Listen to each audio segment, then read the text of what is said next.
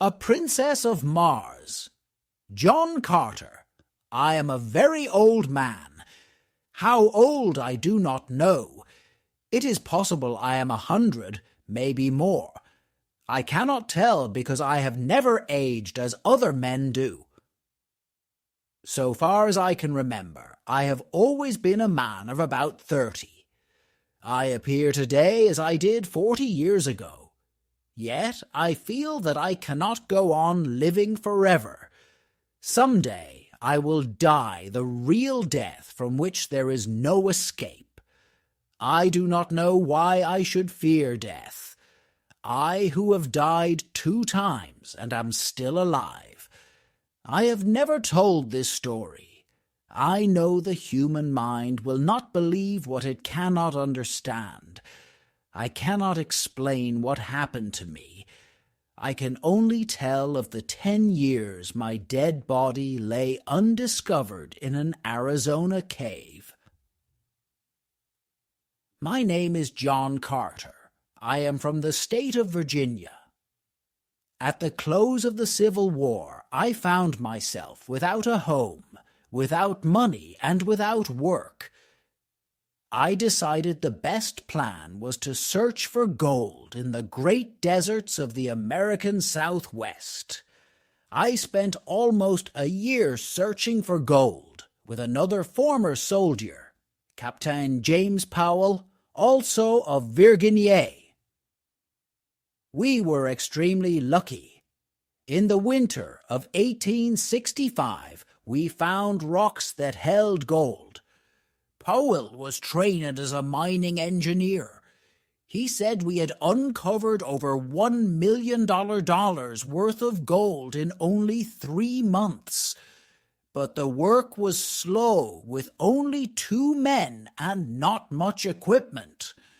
So we decided Powell should go to the nearest settlement to seek equipment and men to help us with the work. On March 3, 1866, Powell said goodbye. He rode his horse down the mountain toward the valley. I followed his progress for several hours.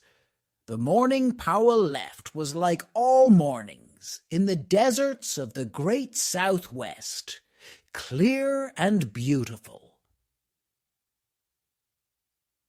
Not much later I looked across the valley. I was surprised to see 3 riders in the same place where I had last seen my friend. After watching for some time, I decided the 3 riders must be hostile Indians. Powell, I knew, was well armed and an experienced soldier, but I knew he would need my aid. I found my weapons, placed a saddle on my horse, and started as fast as possible down the trail taken by Powell. I followed as quickly as I could until dark. About 9 o'clock, the moon became very bright. I had no difficulty following Powell's trail. I soon found the trail left by the 3 riders following Powell. I knew they were Indians. I was sure they wanted to capture Powell. Suddenly, I heard shots far ahead of me. I hurried ahead as fast as I could. Soon I came to a small camp. Several hundred Apache Indians were in the center of the camp. I could see Powell on the ground. I did not even think about what to do. I just acted. I pulled out my guns and began shooting. The Apaches were surprised and fled. I forced my horse into the camp and toward Powell. I reached down and pulled him up on the horse by his belt. I urged the horse to greater speed. The Apaches by now realized that I was alone and quickly began to follow. We were soon in very rough country. The trail I chose began to rise sharply. It went up and up. I followed the trail for several hundred meters more until I came to the mouth of a large cave. It was almost morning now. I got off my horse and laid Powell on the ground. I tried to give him water, but it was no use. Powell was dead. I laid his body down and continued to the cave.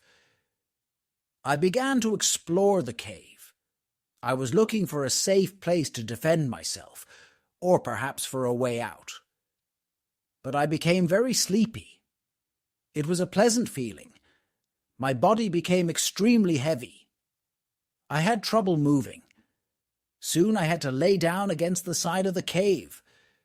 For some reason I could not move my arms or legs. I lay facing the opening of the cave. I could see part of the trail that had led me here, and now I could see the Apaches. They had found me, but I could do nothing. Within a minute one of them came into the cave.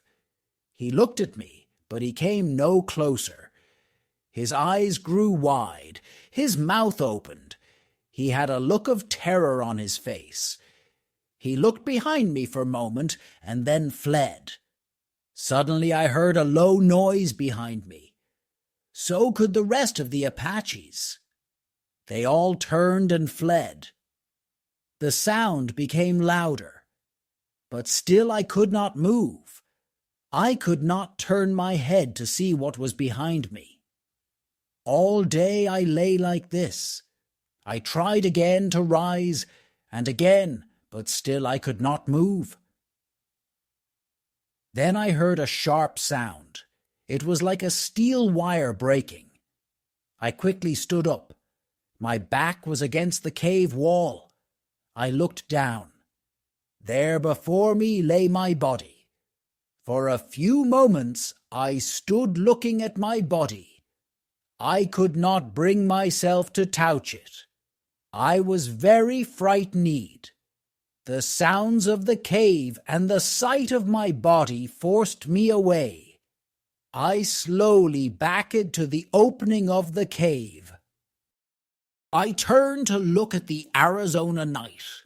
I could see 1,000 stars. As I stood there, I turned my eyes to a large red star. I could not stop looking at it. It was Mars, the red planet, the red god of war. It seemed to pull me near. Then, for a moment, I closed my eyes. There was an instant of extreme cold and total darkness. Suddenly, I was in deep, dreamless, peaceful sleep. I opened my eyes upon a very strange land. I immediately knew then I was on Mars. Not once did I question this fact. My mind told me I was on Mars, as your mind tells you that you are upon Earth. You do not question the fact, nor did I. I found myself lying on a bed of yellow-colored grass that covered the land for kilometers. The time was near the middle of the day, and the sun was shining full upon me. It was warm.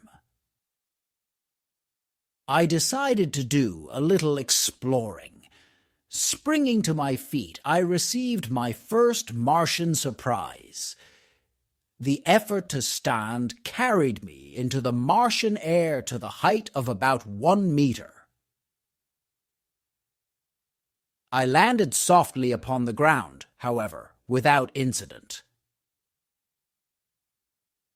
I found that I must learn to walk all over again. My muscles were used to the gravity of Earth. Mars has less gravity. My attempts to walk resulted in jumps and hops, which took me into the air. I once landed on my face. I soon learned that it took much less effort for me to move on Mars than it did on Earth.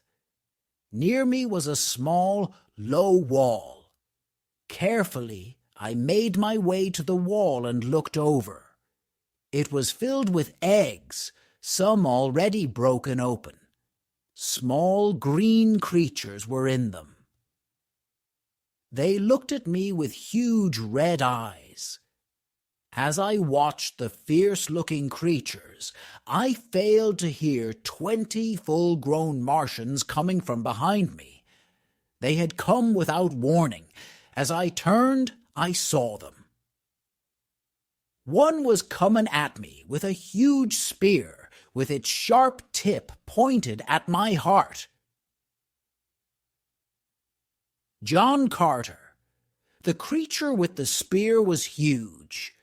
There were many other similar creatures. They had ridden behind me on the backs of large animals.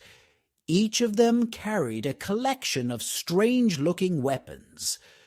The one with the large spear got down from the back of his animal and began walking toward me. He was almost 5 meters tall and a dark green color. Huge teeth stuck out of his face, and his expression showed much hate and violence. I immediately knew I was facing a terrible warrior. He began moving quickly toward me with the spear. I was completely unarmed, could not fight. My only chance was to escape. I used all my strength to jump away from him. I was able to jump almost 30 meters. The green Martian stopped and watched my effort. I would learn later that the look on his face showed complete surprise. The creatures gathered and talked among themselves. While they talked, I thought about running away. However, I noticed several of them carried devices that looked very much like rifles. I could not run. Soon, all but one of the creatures moved away. The one who had threatened me stayed. He slowly took off a metal band from his arm and held it out to me. He spoke in a strange language. John Carter. Slowly, he laid down his weapons. I thought this would have been a sign of peace anywhere on Earth. Why not on Mars, too? I walked toward him and in a normal voice announced my name and said I had come in peace. I knew he did not understand, but like me, he took it to mean that I meant no harm. Slowly, we came together. He gave me the large metal band that had been around his arm. He turned and made signs with his hands that I should follow him. Soon we arrived at the large animal he had been riding. He again made a sign with his hands that I should ride on the same animal behind him. The group turned and began riding across the land. We moved quickly toward mountains in the distance. John Carter. The large animals we rode moved quickly across the land.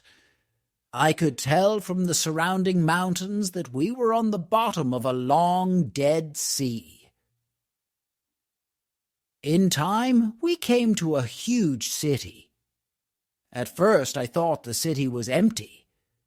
The buildings all were empty and in poor repair. But soon I saw hundreds of the green warriors. I also saw green women and children. I soon learned about many cities like this. The cities were built hundreds of years ago by a people that no longer existed. The green Martians used the cities. They moved from one empty city to another, never stopping for more than a day or two. We got down from our animals and walked into a large building. We entered a room that was filled with fierce green warriors. It was not difficult to tell that these were the leaders of the green Martians. One of them took hold of my arm. He shook me and lifted me off the ground. He laughed when he did so. I was to learn that green Martians only laugh at the pain or suffering of others. This huge warrior threw me to the ground and then took hold of my arm again to pick me up. I did the only thing I could do. I hit him with my closed fist as hard as I could. The green warrior fell to the floor and did not move. The others in the room grew silent. I had knocked down one of their warriors with only my hand. I moved away from him and prepared to defend myself as best I could. But they did not move. The green Martian that had captured me walked toward me. He said in a clear voice, "Tars Tarkas, Tars Tarkas, Tars Tarkas." Joan Carter. As he spoke, he pointed to his own chest. He was telling me his name. I pointed to my chest and said my name, John Carter. He turned and said the word, Sola. Immediately, a green Martian woman came close. He spoke to her. She led me to another building and into a large room. The room was filled with equipment carried by the green Martians. She prepared something for me to eat. I was very hungry. I pointed to her and said the word Sola. She pointed at me and said my name. It was a beginning. Sola was my guard. She also became my teacher. In time, she would become a close and valued friend. As I ate my meal, my lessons in the language of the green Martians continued. John Carter. 2 days later, Tars Tarkas came to my room. He carried the weapons and the metal armbands the green warriors wear. He put them on the ground near my feet. Sola told him I now understood some of their language. He turned to me and spoke slowly. Tars Tarkas. The warrior you hit is dead. His weapons and the metal of his rank are yours, John Carter. He was a leader of one small group among our people. Because you have killed him, you now are a leader. You are still a captive and not free to leave. However, you will be treated with the respect you have earned. You are now a warrior among our people. John Carter. Tars. Tarkas turned and spoke softly. From beyond the door, a strange creature entered the room. It was bigger than a large dog and very ugly. It had rows of long teeth and 10 very short legs. Tars Tarkas spoke to the creature and pointed at me. He left. The creature looked at me, watching closely. Then Sola spoke about the creature. Sola. His name is Woola. The men of our tribe use them in hunting and war. He has been told to guard and protect you. He has also been told to prevent your escape. There is no faster creature in our world, and in a fight they can kill very quickly. Do not try to escape, John Carter. Woola will tear you to small pieces. John Carter! I continued to watch the creature named Woola. I had already seen how the green Martians treated other animals. They were very cruel. I thought, perhaps this beast can be taught to be my friend, much like a dog on earth. I walked close to the creature and began speaking in much the same way I would speak to a dog or other animal on earth. I sat down next to him while I talked softly. At first he seemed confused. I believe the creature Woola had never heard a kind word. For the next several days I gained the trust and friendship of Woola. In a few short days, Woola was my friend and fierce protector. He would remain my loyal friend as long as I was on Mars. John Carter. Several days later, Sola came to me with a look of great concern. Sola, John Carter, come with me. A great battle is about to take place. An enemy is coming near this city. We must prepare to fight, and we must be ready to flee. John Carter. Sola, what enemy is this? Sola. A race of red men who travel our world in flying machines. A great number of their machines have come over the far mountain. Take your weapons with you and hurry. John Carter. I collected my sword and a spear. I hurried out of the building and joined a group of warriors moving toward the end of the city. Far in the distance I could see the airships. They were firing large guns at the green warriors.